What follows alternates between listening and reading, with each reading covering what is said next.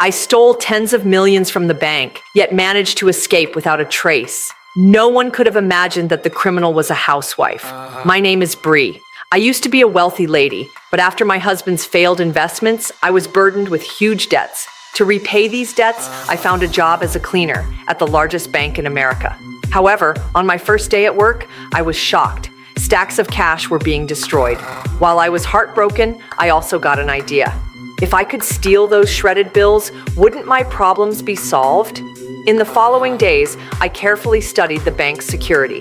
The armored truck had a lock, and all I needed to do was switch the lock before the truck was used, then hand the key to a partner to find a chance to steal the money. Later, another partner would switch the lock back. Everything was flawless. However, to pull this off, I needed 2 more accomplices. After some investigation, I found that Peggy, who handled the armored trucks, and Martha, who dealt with the shredded money, were the best candidates. So I approached them and laid out my entire plan. Although there were some obstacles, they agreed to help me.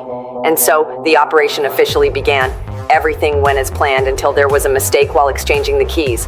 I accidentally dropped the key into the drain, and now Martha might be caught because she couldn't open the lock. But the spare key was with Peggy, who didn't have permission to be near the shredder. Luckily, we came up with a solution.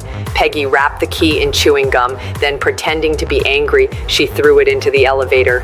I pretended to be cleaning, took the key, and then passed it to Martha. We managed to pull it off without a hitch. I was finally rich again, but in the end, we were caught.